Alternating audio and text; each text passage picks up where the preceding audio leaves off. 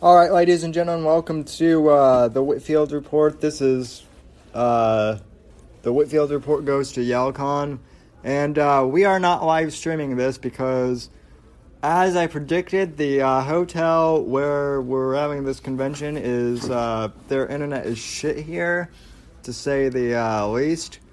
But joining me tonight, I have my buddy Cole right here, who hasn't been on the show before, but he's in the room here. And then we also have James Pillion Pillion. Close enough. As my guest. He's never been on a podcast before, so he wanted to use mine as his first, and I'm honored that I could take your podcast virginity. Not a problem. Anyway, James, why don't you just tell us about yourself, just in...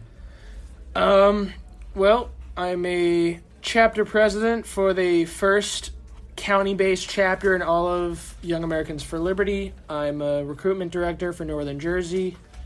Anarco-Capitalist. Hater of the state, lover of people who don't like government. I don't really know. Okay, what else I'm going to cover. First off, and feel free to swear or do whatever you want because it's a fucking podcast, but what the fuck is exactly an anarcho-capitalist? It sounds cool, and I might be one, but... One way I've heard them referred is a logically consistent libertarian. The basic theory behind it is that everything the government does, most things it does are unnecessary, and the few necessary things it does would be done better privately. So it's basically advocates for the full abolition of the government, and every necessary duty would, in exchange, be given over to the market. I would agree with that for the most part, with a few exceptions. Granted, I think I actually like the idea of a private military, but that's when that is. We're also recording this in. Water's hot. We're also recording this in a hotel room, so... With a few other mates. Yeah, it's, don't worry, we all have our clothes on right now, so... Except for the man who just got burnt by the hot water in response of, holy shit, with the hot water. The water is hot. It was hot in my room, too. I had to turn it down a little bit, burnt my hand. It was... Fuck about yellow. It was... It was fucking cold for me, and then I had to figure out how to turn it up. It gets hot real quick. Yeah, it gets hot quick. It goes from super freezing cold to super hot. Yeah. Anyway, yeah. I mean, I would identify myself as a conservative libertarian, so a conservatarian. Mm-hmm. Basically, I'm the same way. I hate, the government for the most part. I do believe that we still need. A military, a very stripped down military. I don't like the whole surveillance, Or being in 7 countries in unconstitutional wars that are also against the Geneva Convention due to them being offensive. Yeah. That whole thing, yeah. I'm with you there. I think that we should take care of our wounded veterans, which is another reason why I'm, I wouldn't say I'm a pacifist or I'm basically pro-military but anti-war, and that's... That makes sense. Yeah. Because you support the people that fight for it, but you'd wish they wouldn't. Well, and also, you meet some of these wounded veterans, and some of the stories that you hear, they've gone through, really fucked up shit, and then they have to come back and deal with the fucking VA, which is... horrendous. Yeah, that's definitely something that we should privatize. Unless you ask an American socialist, then that's the ideal healthcare system. But yeah. To anyone who's ever known anyone who's been through it, or has eyes, they can tell that it's not a very effective system. So, what do you think of... Well, what are your issues that you're really hot out first? My biggest issues with the government as a whole as we have now? Yeah. My 3 biggest things that I guess would be my specialties, I guess, everyone, especially libertarians, have their big issues. My state chair, his thing is education all the way. He believes in freedom of choice when it comes to schools. He wants to abolish the Department of Education. Pretty much how Nick Frieda spoke with the grocery store comparison. That's basically where he falls into, and he totally agrees with what Frieda said. That was one of the most brilliant analogies. Yes, I love that analogy, and I'm going to use that now because I think it works for things other than schools too. School choice is one of those things that I've always been like an advocate for, but it's always like, and this is one of the other things too, is like when you're at a political convention like we are, obviously everyone speaks the language, so to speak, of politics. We kind of all know our there's all some level of terms. baseline in intelligence. But when you're like at home with just your neighbor in the neighborhood at like a 4th of July, most of the time like you start talking about, like ANCAP or, even like, standard libertarianism, and they're like, it gets rough. Or school choice, and they're like, what is that? And so like the grocery store analogy, I'm definitely going to use that. So I've used it myself already because I went to the YALCON in Philadelphia, and he gave the same analogy, and I've used it. Both of my parents work in public schools. I showed it to both of them. I don't know if it'd be seen as a good idea or bad. My stepmom's a teacher, and my dad works in the tech department. And I showed it to my dad. I'm pretty sure that they both heard it. And, so that's an example of his. I'm not super up to date on the whole, I know that the Department of Education was only made back in like the 70s because, bless you, you're good, because Jimmy Carter wanted the support of the teachers' unions. Yeah. And the teacher union said, if we can centralize education, we'll back you. And he said, deal. So that's where the Department of Education came from, pressure on the president from the teachers' unions. So it wasn't even seen as like a necessary thing. Bless you again. You feel free to you're allowed to sneeze. Like, it's all good. He already said your name, so they know you're here. So if your only contribution is sneezing, I think that's okay. But anyway, so that's his specialty. I'm not super up to date on it. It is something that I want to learn more about because I feel like it's definitely something you can kind of get people over on. But my biggest things, when I look at the state of things in America, foreign policy is definitely a biggie for me. It wasn't originally a big thing of mine until like 2 or 3 months ago, and I'm trying to learn more about it. I do understand that we're in 7 wars, none of which were declared by Congress, which makes them unconstitutional, none of which were defensive, which makes them offensive wars, which makes them against the Geneva Convention, therefore war crimes. So I am up to date on that. I also consider myself somewhat up to date on the Israel-Palestine conflict and how Israel is a full-fledged military state and Palestine is basically civilians fighting back against a militaristic government occupying their territory and murdering 532 children alone in 2014. So foreign policy is something I'm trying to catch up on, but my 3 biggest things I'd say are, like if I'm to move to a state, the 3 biggest qualities I'm looking for are gun laws, drug laws, and taxes. Yeah. Those are the 3 biggest things to me. If the state has bad on any of those, I'd really rather not live there, which is tough because I'm in Jersey. Yeah, well, move to Florida. Yeah, in the Freedom in the 50 States, a website developed by the Cato Institution, freedomin50states.com, I think. It's either .com or .org. They have a freedom index where they rate every state on overall freedom, and then they also rate them in personal freedom, financial freedom, regulatory freedom, stuff like that. And then they also take it all the way down to tobacco freedom, cable freedom, healthcare freedom, education freedom, anything you can imagine. Tobacco, weed, guns, everything. Zoning laws, asset forfeiture, literally anything you can imagine, they have it covered. And Florida is actually number 1 for overall freedom. But from the reading I've done, I think that even though Florida is missing a few freedoms, but the freedoms they do have, they don't compromise on. And Nevada, I've seen, they have all the freedoms. They just compromise a bit on some of them. Like, with victimless crimes, gambling and prostitution are legal. When it comes to gun laws, there's no prohibition on kinds of rounds you can buy, size of mags you can get, pretty much type of gun you can buy unless it's full auto. Open carry is totally legal. Concealed, you just have to get a permit for, and from what I've heard, it's relatively easy to get permits. Yeah. No state income tax. I don't think they have a sales tax. I could be wrong on that. And recreational marijuana. So even though there's a few places where they could have a bit more freedom, they could have constitutional carry. And I'm sure that whatever taxes they do have on property could be lowered if necessary. But overall, it seems to be a pretty good compromise compared to all the other states that we got. So that was one I was considering moving to. But due to climate and the geography of it, it'd be a bit rough. So I'm still on my search for the perfect state. Yeah, I'm born and raised in Colorado, so I actually moved in 2013 to Florida after I graduated high school. I mean, Colorado, it's interesting because I've talked to a couple of people here, and they're like, oh, you're from Colorado, so obviously the marijuana law is a thing there. And the one thing I always tell people is I'm pro marijuana, like legalization.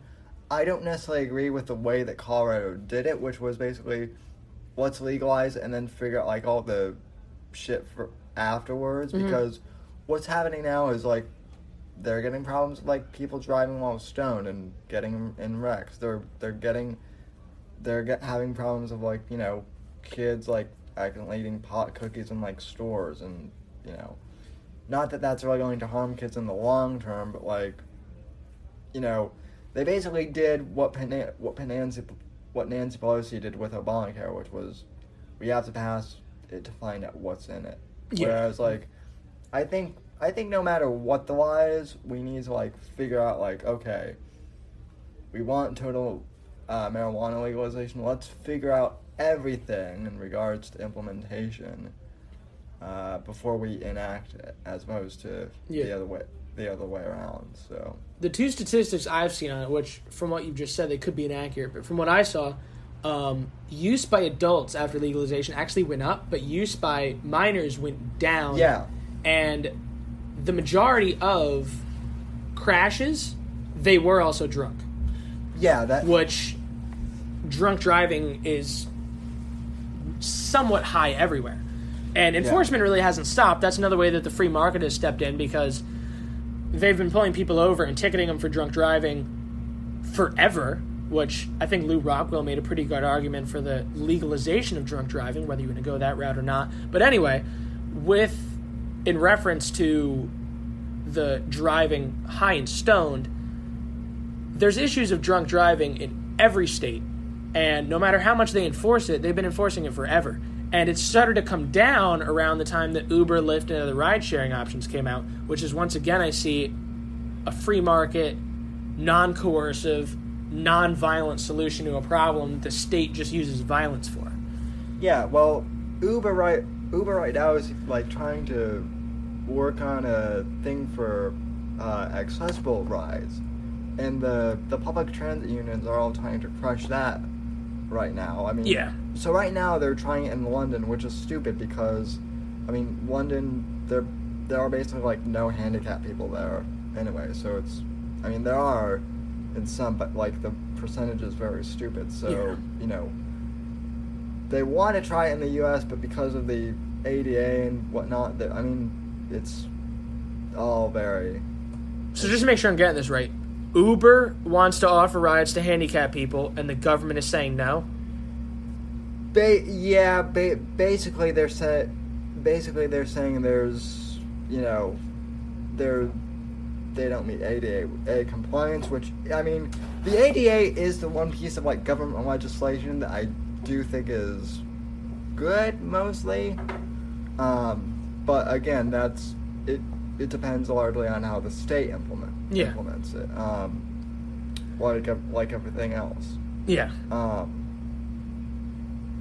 I mean, I think that's the other thing. Like, I'm not opposed to Medicaid or Medicare at like the state level. I just think that the federal government is awful at regulating anything and mostly everything. Yeah. So my issue with Medicaid would be the same thing as my issue with any other thing from government, is that it's anything the government gives you, it has to take from someone else. And as someone who's against any form of theft or any form of violence or any form of coercion, except for in the form of self-defense, can't really back any of that. Mm-hmm. So even in the case of Medicare, it's still relying on taxation to fund it, and I think there'd be more voluntary ways to do it. Like, I just met, there's a meme page here, I don't know if you talked to them, Liberty Memes? Yeah. They're a Facebook group, and it's just a Facebook group that posts memes, and even they're raising money. They just told me there was a little girl, I forgot her exact age, she was under 8, I believe, I forget, it was like 6, 7. I think I've seen her around here. Yeah, and she was about to, she was going to go blind, and they raised like a few grand for her, and they helped her out. Wow. So I think that should be the way that we go about things more. And then another example of voluntary solutions to this as compared to compulsive, coercive, and forceful is actually, I'm sure you've heard of this it's sometime, but GoFundMe, 1/3 of GoFundMe's campaigns are for medical reasons. Yeah. Which makes them, even though they're not an insurance company, since they kind of pay for procedures, you can look at them in a way, and due to the amount of people they coverage, that they are the largest insurance provider in the country, all funded by other people who just want to help each other. So I think that should be more of the steps that we're looking towards. And another solution to the whole charity thing is, I actually have Ron Paul's The Revolution, a manifesto with me. I was trying to get him to sign it, that's why I brought it, but wasn't able to catch him right with a pen in the book. But he mentions, which I've thought of the way of, we just shouldn't use force on people, but he thought of an even better way, where some people think that they are done and they have no responsibility to help others. They're like, I pay my taxes. That's a response. It's like, oh, like, you're saying that we need to help all these people, but what do you do? And like, oh, I pay my taxes. And he was like, if we got rid of all the entitlement programs, would charity offers go up or down? Pretty much everyone says up. Even people surveyed say it would go up. They would say that if all these things went away, they would feel more of a responsibility to help people than they do now. That's actually an argument that, and a lot of people are surprised by this when I bring this up, but Ben Shapiro has actually advocated that. And I mean, that is, I'm all for separation of church and state as far as the government goes, but liberals oftentimes love to use that as a separation of church from society now. Yes. And that's unfortunate, because I think there are lots of, good faith-based groups, whether or not you're a Christian, or religious, that just want to help people in general. Yeah. And, they for whatever reason can't, because they don't have the backing of people. People just automatically assume that the government is going to do stuff. Yeah. So 2 examples right off the top of my head. I mean, back to Ron Paul. He actually worked in a church hospital back in the day for like $2 an hour, just helping people who couldn't afford healthcare. Which is funny, because in a debate, someone mentioned that Ron Paul just hates the poor because he doesn't like taxes. Yeah. Which, from all he's done for poor, to argue that he doesn't like them or doesn't care about them is just absurd. But anyway, another great case I've seen, simply on the religious sense, since that's the most recent reference you made, is a company called Metashare, and they have their issues. I read a review. It was a review from an actual Christian who wrote the review, and he listed his grievances with them. And what Metashare is everybody pays money into it a month, like you would insurance, and then it pools the money, and when you need a procedure, the money is pulled out of the pool. Right. And that's the way that they operate. But there's a few issues with it, because one, since they're not seen as an insurance company, and there's a lot of regulations on hospitals to accept insurance companies, right, yeah. A lot of people can't have Metashare to cover them, and they have to get the bill from the hospital to them. They have to send it to Metashare. Metashare decides if they'll accept it or not, and then they send it back. And there's actually a bunch of crap that they're not, like, there's a lot of stuff that they won't cover. And another thing is you're not even allowed to join unless you're a Christian. So they have a lot of their flaws, and it's not the best company you could have. Right. But it's something, and they're trying it, and it could probably be more popular without all the regulations we have. Because when it works, it does a pretty good job. Like I said, it's not the best company, and some Christians that joined it argue that Christians are supposed to follow Christ, therefore act like Jesus, and Jesus wouldn't turn someone away from care for not being a Christian, so he doesn't think they should either, which that's more of a theological argument than a libertarian one, but so they're doing some good things is basically the gist of it, and companies like that could probably be more popular if it wasn't for all the government regulations preventing it and all the regulations they have on hospitals from not even accepting it if it's allowed to go.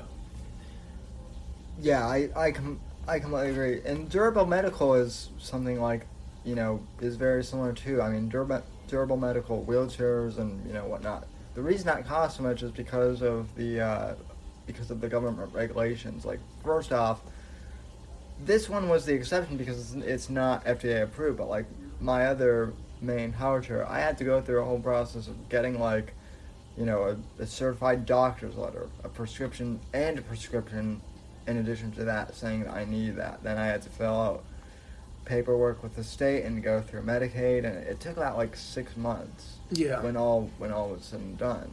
That's and I got it. And the one thing I will say for Florida Medicaid is because it's Florida, and because they're very good about like cracking down on the turnaround on it was very fast. So like I said, I'm not necessarily opposed to Medicaid as long as it's efficient and as long as they're cracking down on like fraud and whatnot. But, that's another big issue with it too. But see, Medicaid has just become like a big, fraud thing too, and like what they now define as like a disability is basically like someone with a drug, addiction problem. Now, granted, I'm sympathetic to people who have drug problems. At the same time, I'm sorry, but that's not the same. It shouldn't be covered by the state, no.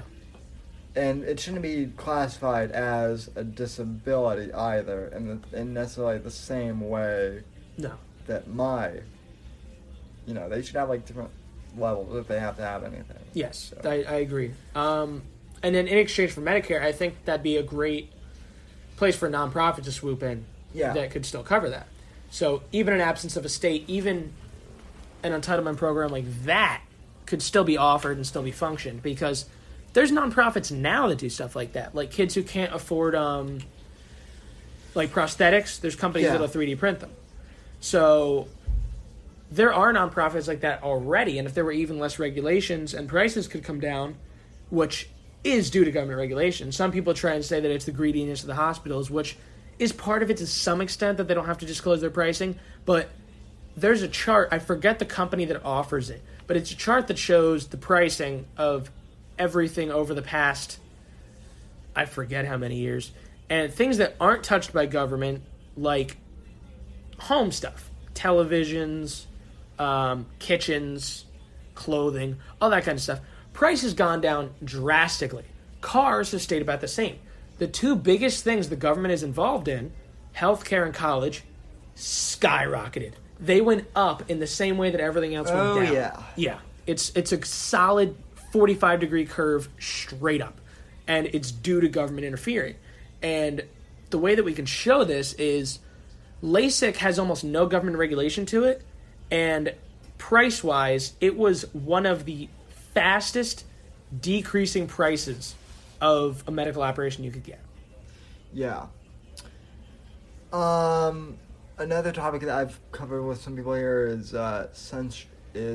censorship, and obviously, I mean, there's the big thing right now of conservatism, libertarian channels getting censored by, YouTube and big technology. What's your take on that, and what do you propose as a solution? Because I'm very mixed on this.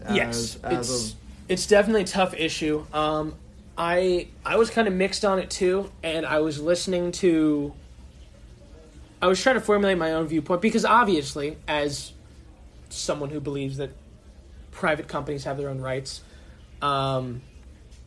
while I do think that these companies give up some level of rights from receiving money from the government, I do think that they give up some rights, but even if they were totally private, I wholeheartedly support their right to ban whoever they want.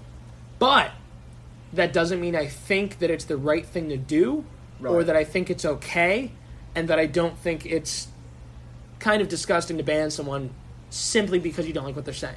While I think they have the right to, just like I think someone has the right to shit in their backyard. If I went over to your house, I'm going to think it's pretty gross, but it's your property. You have the right to do so. So I tried to come up with my own thought because, well, I guess I was trying to come up more with a solution because I have my thought. It's a private company. They can run it however they want. That's already solid. I already know that for a fact. So I had to come up with a solution. And I listened to a few from a few different people. There were some libertarians saying, like, oh, just make your own social media. Which, I mean, I've seen a chart that shows the equivalence of all of them. There are other equivalents. It's just that they don't have the way to get the marketing out. And there are, but the problem with that, and this is where I actually do say in part where I am in favor of Google specifically being maybe not regulated by the government but broken up. Google has such a big monopoly on everything. Yeah. From servers to like hosting that. Okay, let's say you get kicked off YouTube, like Amazon and Google both control so much like server space that they almost act like a government, themselves. Mm-hmm. So this whole thing has like brought out a weird thing for me personally because I hate the idea of the government regulating like any sort of private entity. Yeah, I totally get you. And yet at the same time, it's like, well, but if that private entity is basically acting like the government, and once they're getting embedded with the government too, like Google has done, can they really scream a private company when they're literally jumping in bed with the government too? I mean that's a philosophical debate that I've been having amongst myself. I think that the ones that do get in bed with these companies definitely do forfeit some level of private rights. Mm-hmm. Now, there are alternatives, and those alternatives, they're kind of being screwed over by the mass media, which is owned by the same people who own all these huge social media companies, or at least the same type of people, the people with the same beliefs, the people with the same ideas of, if you're not a leftist, your opinion should be silenced. Yeah. People with that style of belief. They own all of the mainstream entertainment, all the mainstream social media. So the alternatives like Gab, the news has shown that Gab is nothing but a bunch of Nazis. I've been on Gab. That's not the case. Yeah, there probably are some. I've been, But I've seen Nazis and everything. I've seen Nazis on Instagram. I spoke to a Nazi on Instagram. Obviously, I am against the existence of government, and I'm against violence towards other people, and she was for socialism, because let's be honest, Nazism is National Socialism, and she was also for the genocide of an entire race of people. So, obviously, we had differences, but yeah. I still spoke to her nonetheless, and she's since been banned. But, so here's the solution I see. So like I said, I've been trying to think of my own solution, and I've also been listening to the solutions of a bunch of libertarians, and I'm willing to admit my top three, I guess you could say, idols in this realm. It would be, or at least the people I listen to all the time, would be Tom Woods, Scott Horton, and Dave Smith. I'll admit, those are my top three. I've only heard of Dave Smith. He's great. And his solution was similar to the bus riots during the Civil Rights Act. Those buses had the right to say that people of a certain race had to sit in a specific spot or not pick them up. But it's a disgusting thing to do, and you can use non-forceful methods to reduce their revenue and pressure them to do things you want. Like, they boycotted the buses, so that was one thing that worked. They could have made their own busing company, possibly, but it was mostly boycotts and social pressure that overchanged these. And we've seen the power of social pressure today. It may not have been from the same, like, drastic, disgusting civil rights violations, but I believe it was H&M made a shirt that said, "Coolest monkey in the jungle," and they modeled it on a little black boy, and the left saw it as a race thing and got outraged, and the shirt was recalled almost instantly. So the biggest issue, I think, the right, or maybe not the right in particular, but libertarians and anarcho-capitalists and minarchists and voluntarists and all the other splinters that fight with themselves more than the established politicians, their biggest threat is we're all individualists. Right. We don't have the sheep mentality that the left has, that Antifa has, of just, oh, this is the bad thing, let's go get some milkshakes. Or the other thing that they do, which this was a study done in Germany, I believe. So it's similar in America, but it's not exactly the same. But what they found was that a huge number of these leftist protesters actually still lived with their parents, and a decent percentage were still on welfare. So the right is more like, takes more pride in working, they take more pride in having a job, they take more pride in not relying on the government. So we don't have as much time, if you want to consider me right. I mean, I guess on a political compass test I would be, but if you go by Murray Rothbard or any other libertarian thinkers, they say libertarianism is neither left nor right. I see it almost as a compromise. Right. But anyway, so we tend to have jobs, so we can't just walk around and throw milkshakes on people all day. And we also tend to not have the sheep mentality where we just do whatever others say and just follow the herd. We tend to think for ourselves. And when everyone thinks for themselves, it's like, as someone mentioned during conference today, it's like herding cats. It's very difficult to do. And it's like herding cats to get normal people to do stuff. Herding, not hurting, as he also had to clarify. But like people, cats tend to do whatever they want. So instead of pushing them from the back and herding them in a direction, you have to incentivize them. And people are a similar way, where they don't really... They're all individuals. Even though some have more of a sheep mentality than others, there is some level of individualism amongst most people. And then in political circles like us, it's even worse. The divide and the individualism, I don't know why I refer to it as worse. It's more extreme, I guess I should say. I don't find individualism to be a bad thing. I think out of globalism, nationalism, and individualism, I think individualism is far by the safest for society overall and far by the safest for people. But the divide is stronger and the individualism is stronger in individualist circles. So it's a lot harder for us to rally behind the same cause because, one, we don't have time to just stand outside of headquarters all day and complain because we have jobs, and two, it's hard to get us unified. But there are people in the liberty communities that are working on trying to get that next. Yeah, it's very interesting because I keep hearing that we're individualistic, and I don't disagree. But, I mean, the humor of irony is that we all did come together as a collective to talk out individualism and liberty. That's always kind of the humorous thing, is we talk about individualism, yet we always come together as a collective group to... Which, I mean, there's nothing wrong with that. I think it's good. It's just humorous. I think it could be seen slightly as less of a collectivist and maybe more of a cooperative, where we're not really all the same. We're more people with differences that can cooperatively get together and talk them out instead of raising the black flag, putting on a hood, and beating elderly men with bike locks. Yeah. Yeah, no, we like to, converse over drinks and whatnot. No, yeah, the political violence, and I mean, the left has been doing it for roughly 40 years. I mean, that's their main first, response. Yeah. Is, I mean, you say Antifa's throwing milkshakes, and I'm not trying to laugh, but I mean, who would have thought that milkshakes of all things would be used as, deadly weapon?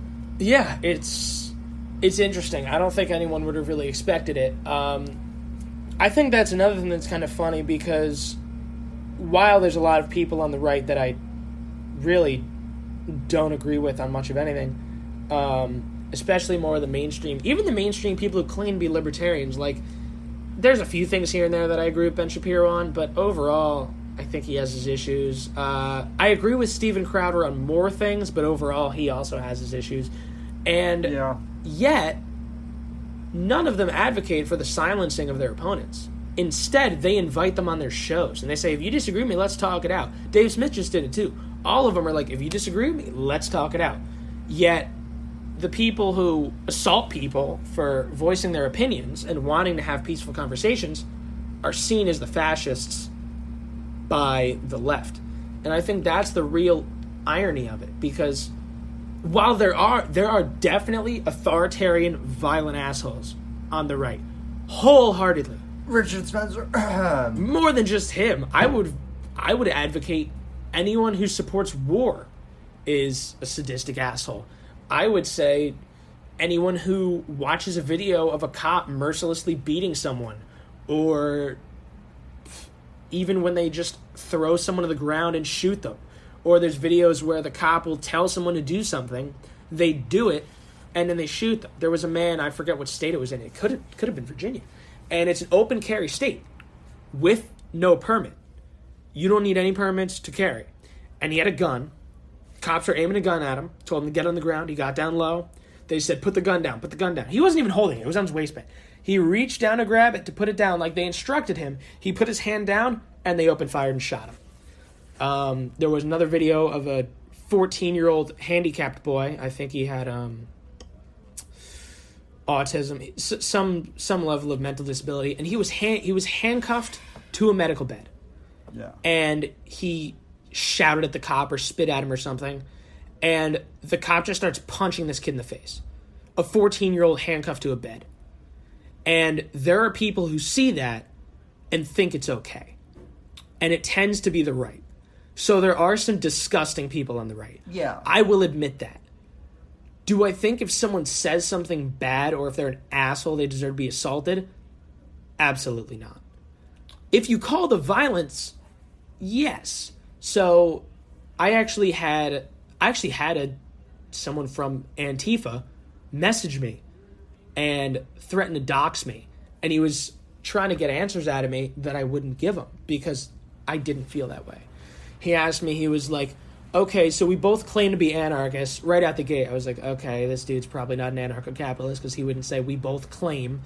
And he said, if... what was the way he worded it?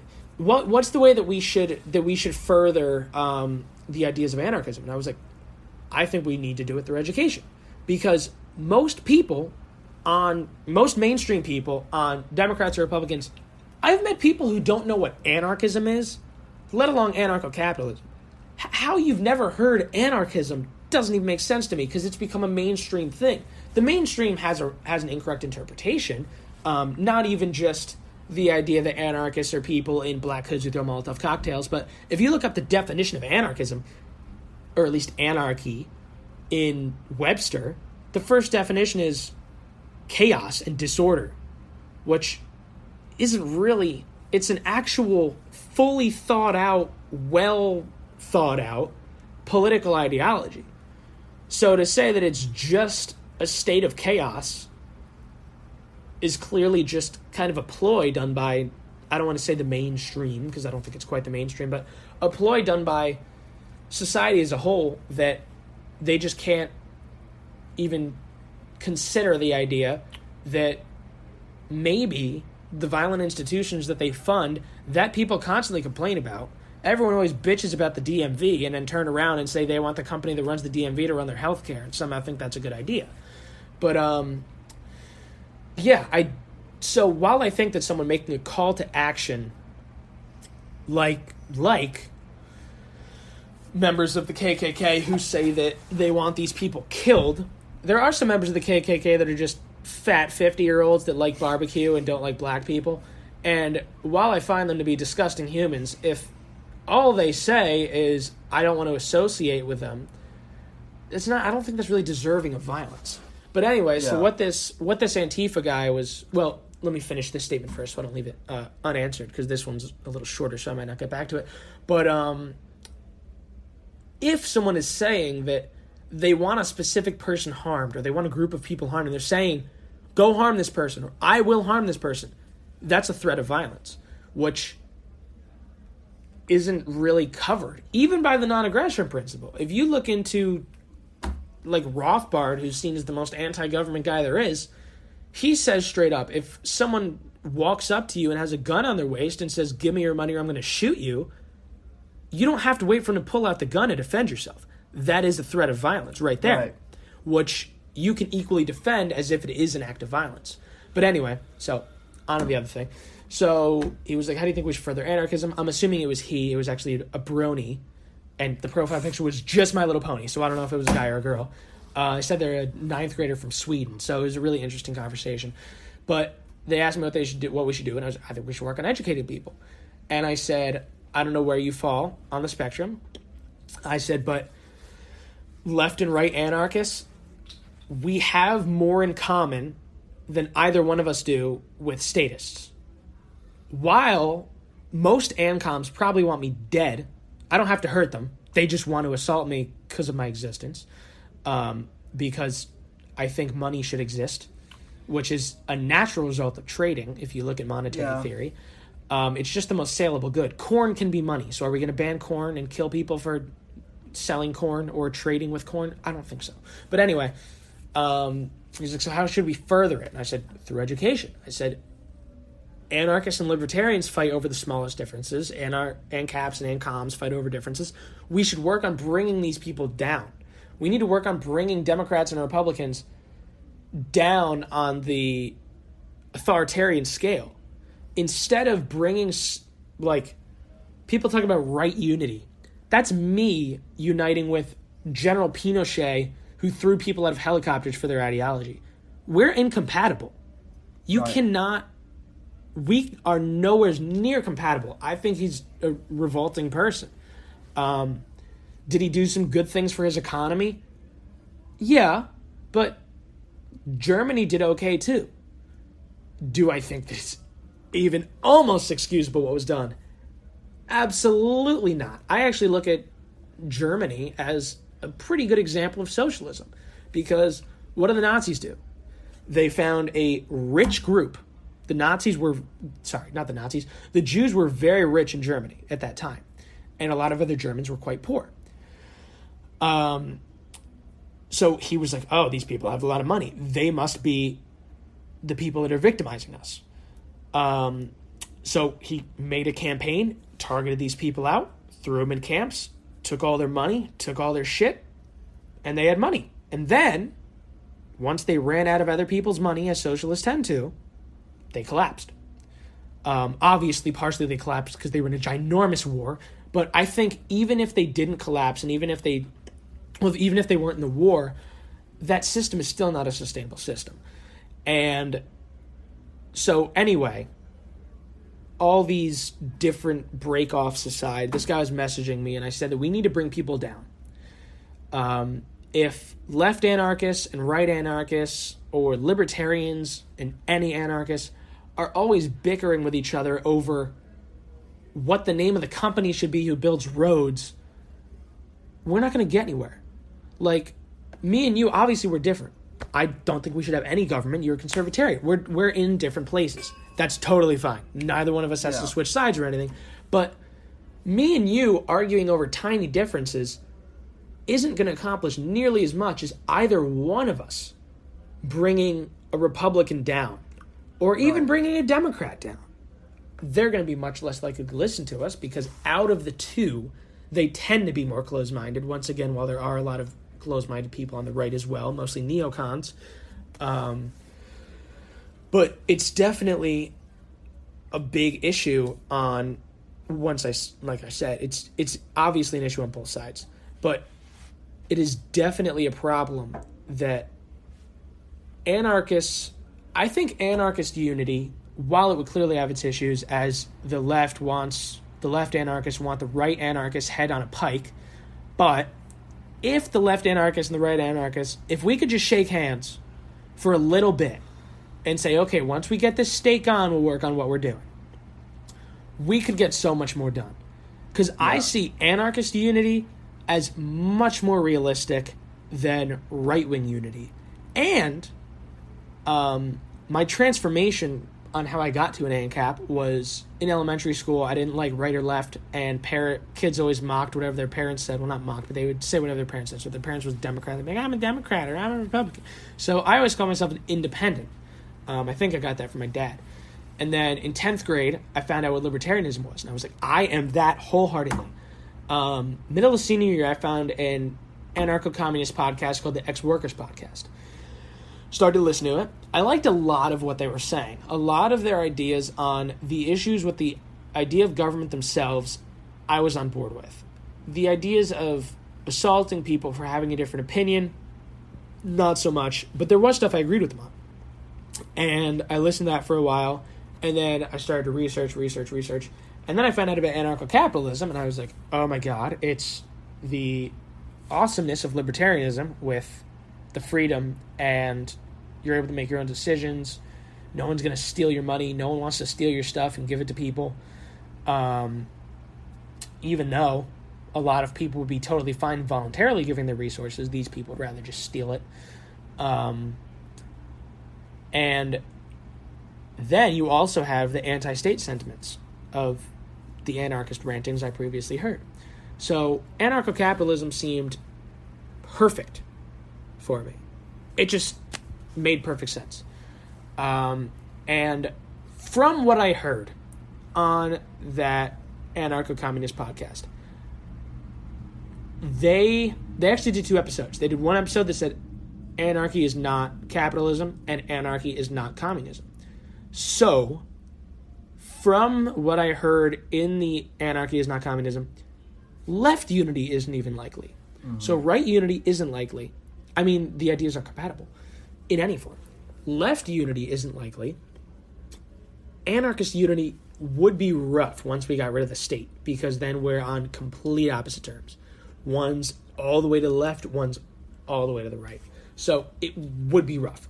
But if we could just work on bringing people to want less of the state, because there is stuff that we do agree on. We agree on the less authoritarian stuff. And if we could focus, if the left and right could get together, the left and right anarchists, I should say, could get together, we'd actually be able to bring some stuff together. Like, left anarchists, they're not big fans of police. They're not big fans of borders. They're not big fans of war. Right anarchists don't like any of those either. So if we could team up and bring them down, I think it could possibly be a good unity. But anyway, so this guy was asking me, and I basically said that. I said that in a much shorter sentence. Sorry about that. But anyway, so it basically covered that left and right, we should work on bringing them down. And he was like, oh, well, I don't focus in ideology.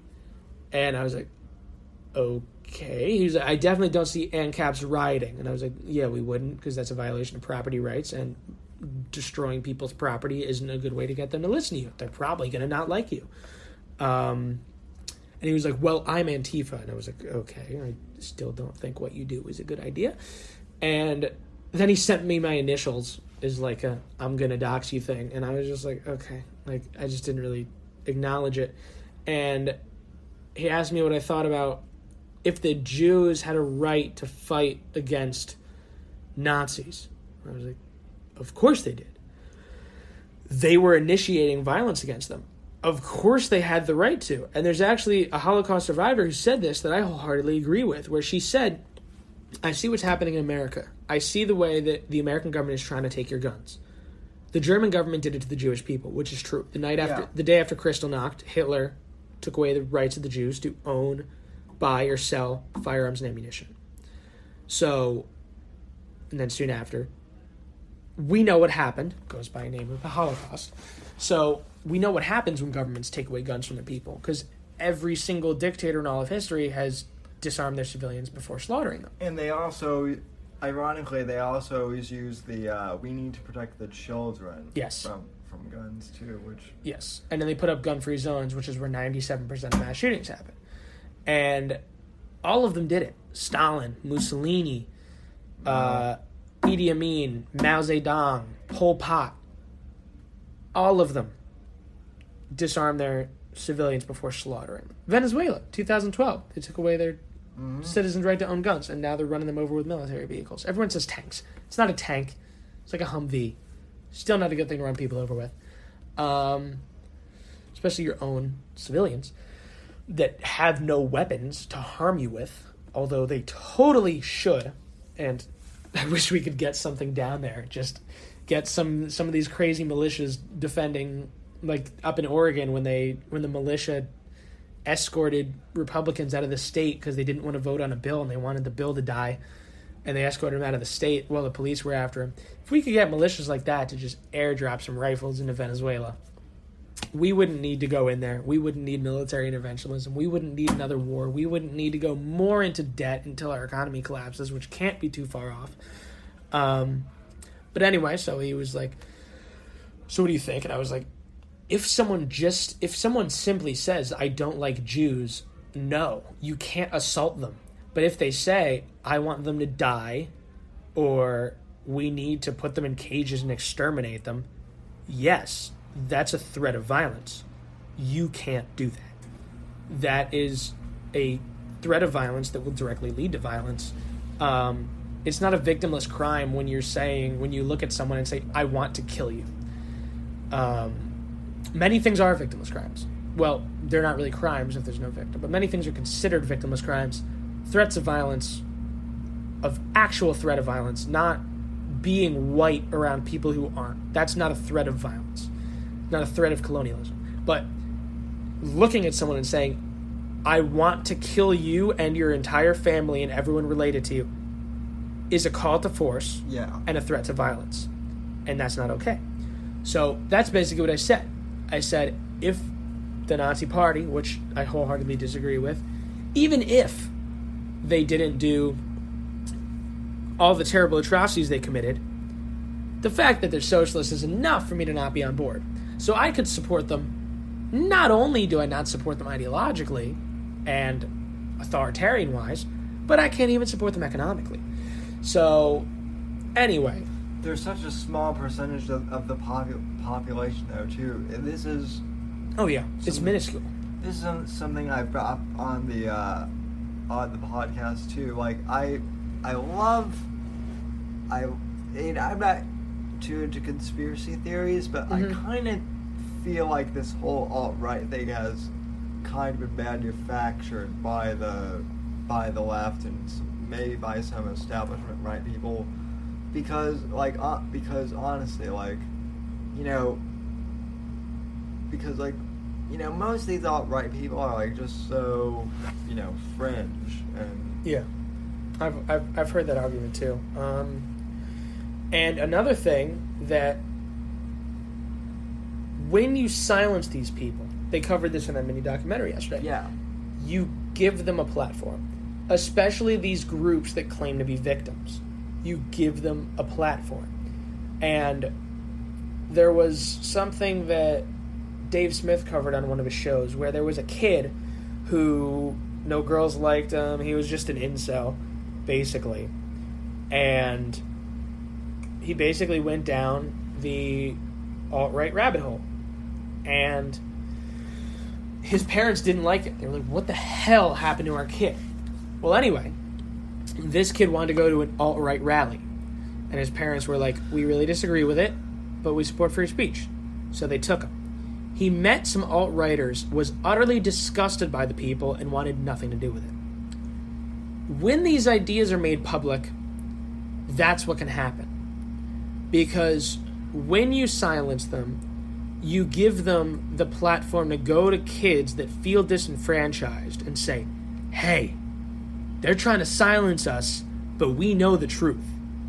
Right. That's also why I'm directly opposed to what YouTube is doing with censoring. Yeah.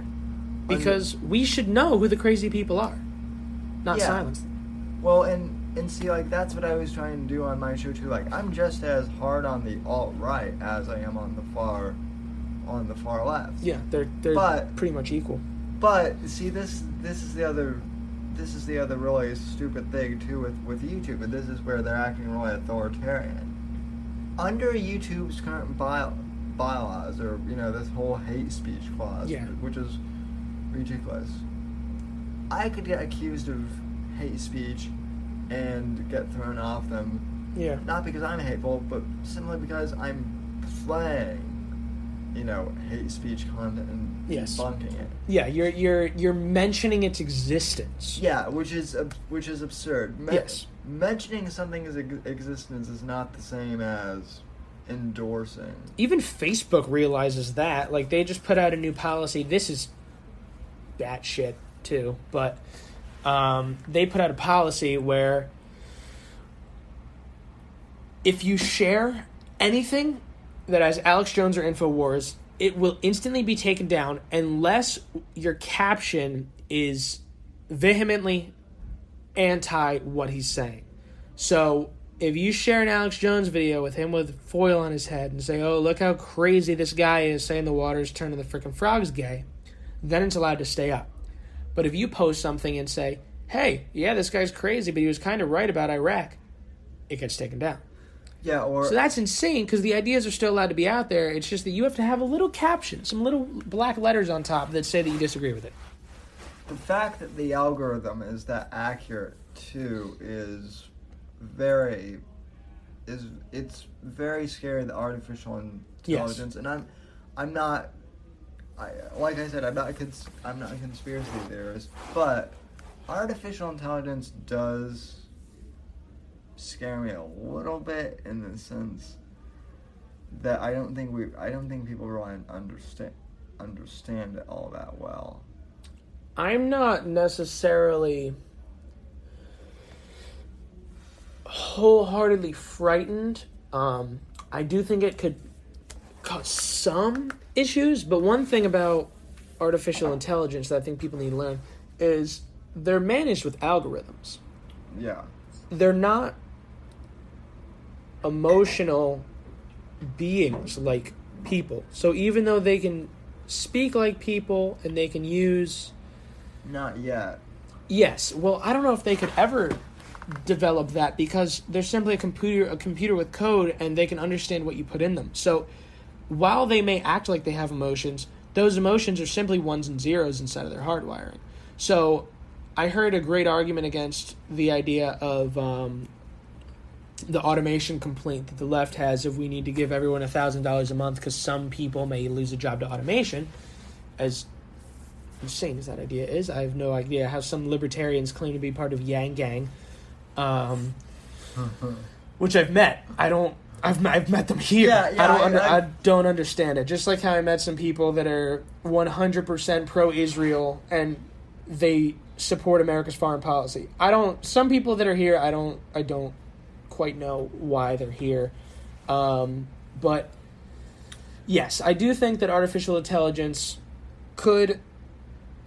I don't necessarily see it as a threat. I see it as a new landscape we need to adapt to. And I just want to finish real quick, I just want to finish up the Swedish brony that tried to dox me just so I don't have that constantly in my head thinking about it and I can focus on things better. But, so it ended with me saying that I don't think someone saying they don't like a group deserves violence, but a call to violence against that group could be taken as a threat. And a threat can be met with force of what the threat would be. So that's basically what I said. I said, saying you don't like a group does not warrant force. Saying you want to exterminate a group could warrant force. And he was like, kill the Jews. No, I mean, don't kill the Jews. Gah! And I responded, I was like, wait, who said that they're okay with what Nazis did? And then he left me on red, and I just left it alone. And I guess he saw that he didn't get the answers. I guess he was expecting me to be some alt-righter in disguise as an anarchist that has posted memes that are anti-Nazi and anti-right-wing and anti-Trump supporters and anti-military intervention.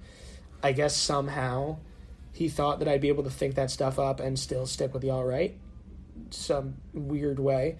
But I just wanted to sum that up, that he tried to bait me into a corner, and I'm not even in that corner, so he couldn't get me. But now that that's all cleared up, we can go back to what we were talking about with the artificial intelligence. Yeah, well, just on that whole note, it gets very weird because I get labeled as alt-right, Yeah. too. I mean, mainly because, okay, look, so back during 2015, Mm-hmm. I said, look, I'm not a fan of Donald Trump. I'm not a fan of Jeb Bush. I'm not really a fan of any of these candidates. Yeah, I'm in the same boat. However, with that being said, I fucking hate Hillary Clinton. Oh, yeah, me too. Fucking hate her. Yeah. And I said, I will vote for whoever the candidate is. To make sure she doesn't get in. Yeah. Yeah. So when it came down between Cruz and Trump, I literally said, I'm going to get a Make America Great Again hat. Mm-hmm. I'm throwing my full weight behind Trump. Mm-hmm. The neocons came after me, and the Bill Kristol Never Trump camp, and a lot of some libertarians, but mostly they left me alone. I will say this for Trump: he's not as bad as I thought he would be initially, but he's. I agree on some things. I think some things he does are a bit rough. Like, obviously not a big fan of tariffs. Not a big fan of him running on the idea of, if you vote for me, Second Amendment rights will be safe. The Democrats want to take your guns. And then saying, I think we should take the guns first, due process second. Then banning bump stocks, which I don't think they're very useful or good. I think I'm willing to say that they're kind of dumb. But it's not. This is one of those things where it's not the item; it's the principle. And the bump stock ban's also written in such a way that it also bans, theoretically, it also bans a finger that can pull the trigger fast enough, which is absurd because all they do is bump stocks. All they do is they pull the gun. You pull the gun forward. You pull the gun into your trigger finger, and as it goes back. It's the stock has the stock that rests on your shoulder and then a little sliding mechanism that lets the internal stock slide. So you pull the gun into your finger and it hits your shoulder and the forward force of you pulling pulls the trigger back into your finger, bounces back, pulls it back into your finger, bounces back, and it seems to shoot fully automatic. People can shoot really quick. You can also stick your finger through your belt loop and over the trigger and use the same effect. So now belt loops are illegal. I don't think that's going to be something people try and pass. But it was written in such a way that they could use to ban other accessories, and now he's also talking about a suppressor ban, which are used in such a small amount of crimes that the only thing I can gather from this is that he's using it, or the deep state is using it. If they're the one who's running him, I don't really know. But someone is using it as a way to get us used to more gun control, because that's how it always goes. Like, people have been saying this for decades. I can't stand the NRA. I think they're the worst gun lobby in D.C. Ron Paul would agree with me wholeheartedly. He gives his full support to the GOA and says they're the only no-compromise gun lobby in D.C. I'm a member of the GOA and the FPC, Firearm Policy Coalition. And you could give me an NRA membership for free, and I would refuse it. You would have to pay me to put that sticker on anything I own. Yeah, I've heard about that. I'm not familiar with what's the NRA's deal? Like, I was never, like, really pro NRA, but, like, you know, like, why aren't they Why are there issues with them? Yeah. Well, they claim to be pro-gun.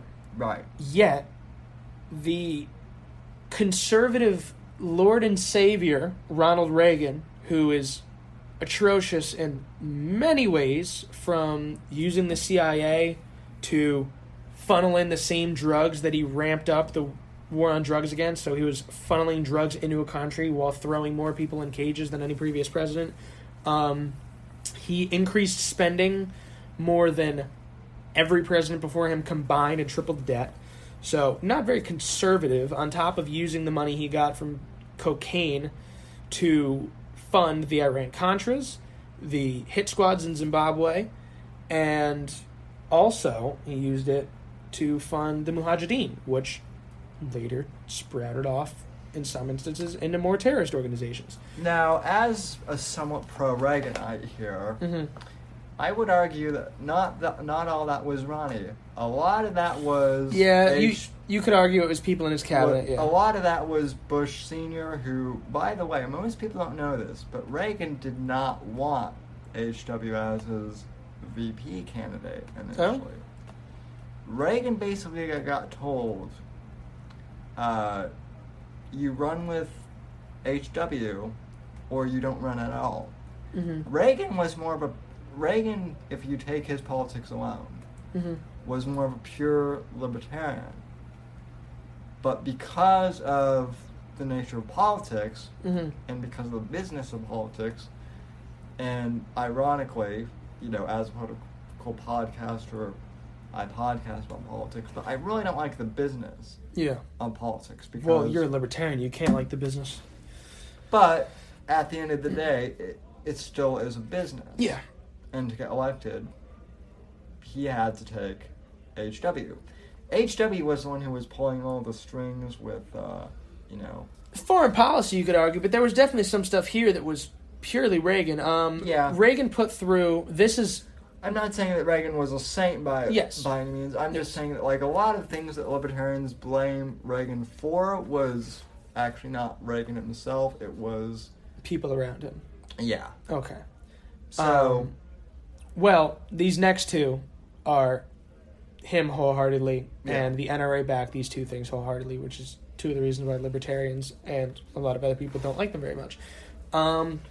Reagan, who once again claimed to be pro-2A, passed the 1986 Federal Firearms Act, the biggest anti-gun law in history.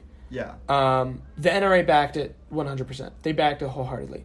The group who's supposedly pro-gun rights banned the biggest anti-gun law ever. They backed the Brady Bill, which was another huge one. Reagan also passed gun control legislation to try to disarm the Black Panthers. The NRA backed that as well. Another anti-gun law. And then all the way up until now, whenever there's a high-capacity mag ban, they ask for donations, while GOA and FPC file court cases. They just sit back and say, hey, we need money. And I think that if you look at the NRA supporters, it's a lot of boomers. It's a lot of boomers that say, you don't need one of them scary-looking black guns that holds a lot of bullets. You just need something you can shoot deer and protect your family. And if you look at the NRA, all of their From My Cold Dead Hands videos is him holding up a frickin' musket. You've never seen anyone, except for Colin Noir, but he's a bit of a shill. But you've never seen anyone who works directly for the NRA, like the president or anything like that, holding up an AR-15 with a silencer and an ACOG sight on it saying, you'll never take this. And that's where GOA and FPC are different, where they're more of the every gun law is an infringement. And NRA really is not. So that's where we have a quarrel with them. So I've got to ask you. So what would be your ideal gun to own then, if you were? Are you asking me what I would personally own, or are you asking me what I think gun law should be? Well, both kind of. Any gun. That's hard. I think SCARs are gorgeous guns. They're very expensive, like $3,000. Honestly, as much as I hate commies, between the AR and AK debate, I might be an AK guy. I kind of... A lot of people peg me as that. Yeah.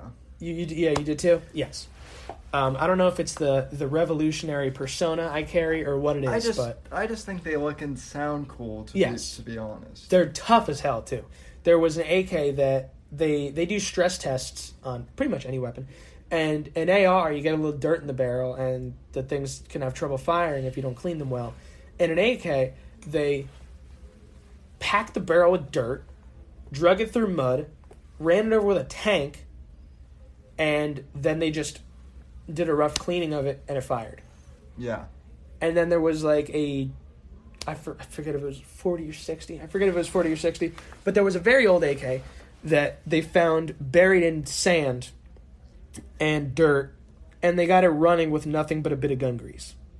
That's not going to happen with an AK. The argument that I always love that liberals make, specifically against like libertarian gun laws, is well, before you know it, like people are gonna be storing tanks in their driveway. I'm totally fine with that. Now, yeah, like, and as someone who's like in a wheelchair, I'm like, do you know how fucking awesome that would be to just to like roll down the street with like a tank? But even to like the logistics of a tank, like. No, most people are not going to... Most people wouldn't be able to afford them. Yeah, so...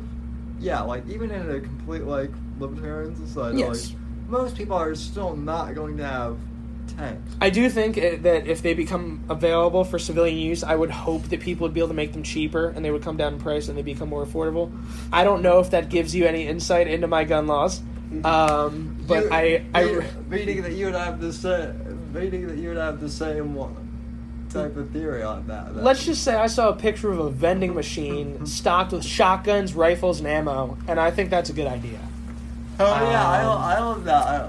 Yeah, I'm totally okay with that. And then people say like, oh well, aren't they gonna like shoot people or something like that? But if you look, like I said, 97% of these mass shootings happen in gun-free zones. And another thing, the average mass shooting, which this doesn't even fall under mass shooting anymore at this point. But the average attempted mass shooting, when stopped by an independent armed citizen, is the death count is like 1.4 is the average. When stopped by a police officer, it's 14. Specifically in relation to gun permits, what do you think about the need for a quote-unquote gun permit? I think people should be able to buy machine guns out of vending machines, so I don't think there should be any permits. Yeah, I think it's stupid too. This is where I fully agree with Ted Nugent on. I think that the Second Amendment basically is my gun. Well, I actually recommended something as someone who doesn't believe in any government. I don't even believe in the Constitution. I really love Lysander Spooner's take on the Constitution. It's amazing. If you ever get the chance to read No Treason by Lysander Spooner, it's fantastic. He was an individualist anarchist. And an abolitionist during the time of the Civil War. He was 100% against slavery. He was against the government. He actually opened a private post office to compete with the public one, and it was forcibly shut down due to the fact that he provided a higher quality service at a cheaper price. Governments don't like when you do that. But he had an amazing take on the Constitution. He said, I was not there when the Constitution was written. I did not sign it. Therefore, I am not bound by it. But do you know who is bound by it? The lawmakers who took an oath to enforce it and uphold it. They are bound by the Constitution. We are not. We didn't sign anything. We didn't consent to anything. We've done nothing to give our support to the Constitution. And I think that's just a genius response. The logistic, I get his argument, but the logistics of that would have been, even back then, would have been like impossible. In what sense? Like they would have had to carry around literally by horseback for months and months and months to get support from like each individual. Or no one would have signed it. That was the point he was making. He doesn't think there should be a government. So his idea isn't everyone needs to sign the Constitution to be bound by it. His idea is no one should be bound by the Constitution because we didn't sign it.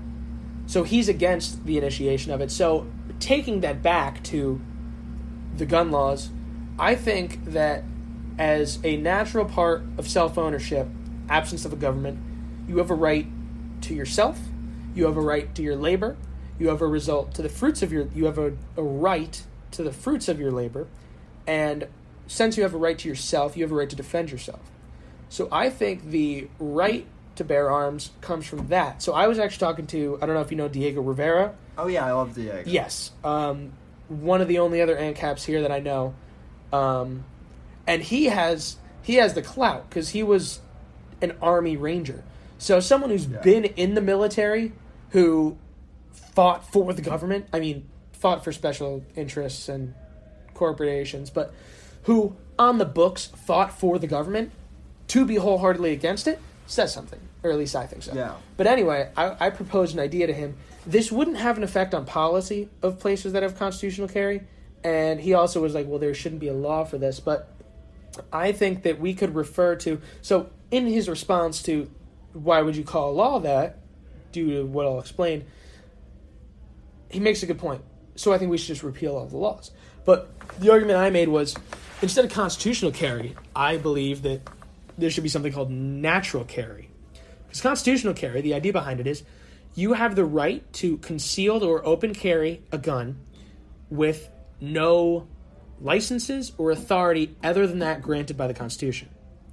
Now, natural carry is you have the right to carry armed, open or concealed, with no other authority other than your natural rights. And he said, well, why would you call law natural carry if the idea is there's no laws needed for it? And I was like, okay, cool. So we'll just repeal all laws regarding open or concealed carry. Not put one in that's constitutional carry, take all of them out, and have no laws regarding it. But, so the point he was making with the Constitution was just that he doesn't think that people that didn't sign it should be held to it, and he doesn't think anyone should be held to it, except for the people who signed up to uphold it and to live by it. So I think No Treason is a fantastic document. I'll definitely check that out. Yeah. I'm certainly interested in reading more from the ANCAP thing. Now, one argument that I always like to make is, I mean, from what I gather, anarchy is kind of, and this will be my last question. Yeah, no problem.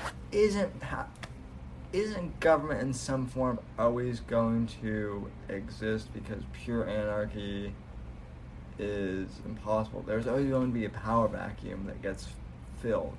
I actually recently wondered about the power vacuum myself, and specifically, I'm using Lord of the Flies as an example. They tried anarchy and, kind of collapsed. Piggy gets killed with a conch shell, and then Jack becomes the monarchist, and then ends up killing everyone, and ends up burning down the entire island up until the British Navy shows up to save that one other kid. Yeah. So I also wondered about the power vacuum myself, because it is a question I've heard a lot. So I started to do some research, asked some people who know more than me, because I am by no means an expert on this. I was trying to figure it out. I've been an ANCAP for about a year, give or take a month or two. I am by no means an expert. I do like to think that I'm some level of educated on this stuff. Sure. And the conclusion I've come to on the power vacuum, this is why I'm here. This is why I'm at a libertarian convention. I mean, technically, Young Americans for Liberty is nonpartisan, so I'm not going to call them a libertarian convention, but they support, if you look at the ideals they support, the party that it falls closest to is the Libertarian Party. Well, maybe the Libertarian ideology. The Libertarian Party is a bit of a mess, but all Libertarian Party jokes aside, the conclusion that I've come to, and that makes the most sense to me, is a power vacuum is when people need to be governed. So, if you look, that's why I should say I'm here. I guess I can tackle it from, instead of starting from the back and going to the front, I can start at the front and go to the back.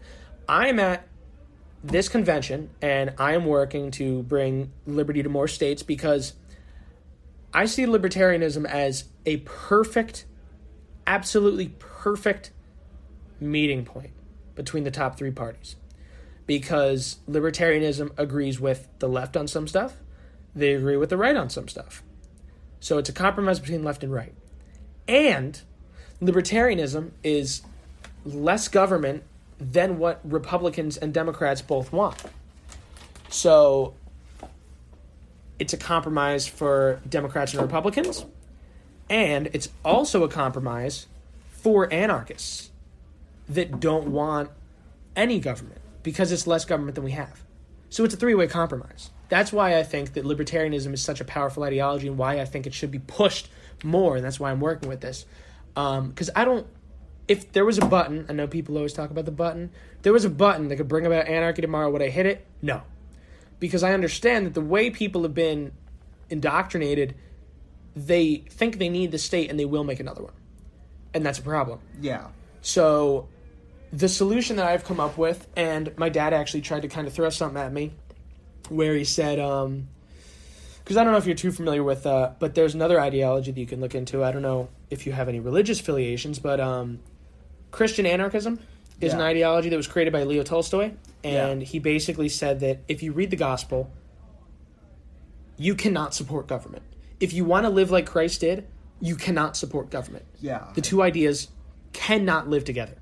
Because, first off, government breaks, like, at least 3 commandments. Because when the government provides you with everything, some people tend to worship it. You can see them having flag tattoos across their chest. There's some level of worshiping of the government. So these people... What's up, bro? Hey, what's up? So these people that worship it, first commandment is We're have just no... wrapping up, too. Huh? Yeah, we'll be done in a second. Yeah. Oh, no, you don't worry. Good. So, first idea is, or the first commandment is, you shall have no idol before me. When you Right. worship the government, you turn it into an idol. So that's against that. Thou shalt not steal. Taxes. Thou shalt not murder. A black guy doing what a cop told him to. Or the 7 unconstitutional illegal wars that we're in right now.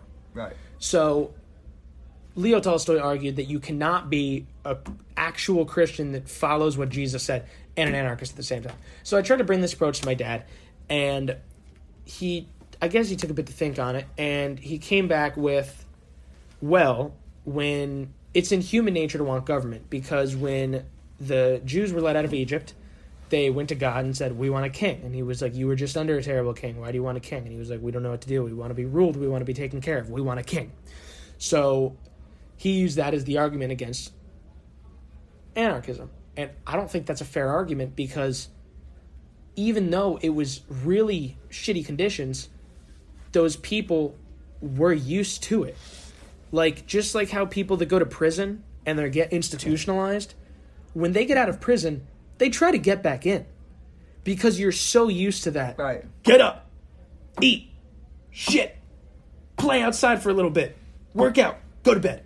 When that's just crammed in your head, you don't have anything else. That's how you function. So if these people were under a king, no matter how tyrannical or abusive, when you release them from that, they're going to want it back because they don't know how to run their own lives. Right, yeah. So the reason that I take the libertarian path is I think we have to teach people the immorality of government and how they can live without it before we are to get rid of it, which is why I would never press the anarchism tomorrow button. Right, yeah. And so that kind of comes down to the power vacuum answer you had. The way that I see it, you could also call it the slavery vacuum, is another way that is the answer I saw, where the government made slavery illegal. If they made it legal tomorrow, pretty much everyone would say, that's disgusting. Slavery is a massive violation of human rights, and it's a terrible thing, and it shouldn't exist. And as a society, we understand the negative implications and the force required in slavery and all the cruelty required in slavery. So I see the same possibility with government. If we teach people all this problems with government the same way that the abolitionists taught people about slavery, once we free them from government, they'll know how to run their own lives, that they won't be running back for more. So that's the way that I see libertarianism as the answer, and that's also the solution to the power vacuum, is that if we can get the society to understand the issue with it, they won't want to go back. Interesting answer. So I think that's a good place to end it. Yeah, The last kind of question I have is just self-promotion. Are you on Twitter, Facebook, anything you want to promote? Yes. I am Jampil1998. JAM as in Michael, PILL1998 on everything. Twitter, Instagram, Snapchat, that's my everything. I don't have any special shows or any businesses to promote. I just have myself. But if I'm to be followed anywhere, those are the places to find me. All right, I'll be sure and follow you and, list all your links on the show notes. So thanks for coming on, man. I really appreciate it. Not a problem. Thanks for having me. You're welcome. And, folks, I know this was a bit of a long podcast, but I really appreciate you guys tuning in as well. So I'll be back next week from the home base in Florida. Until then, good night, God bless, and God save this great nation.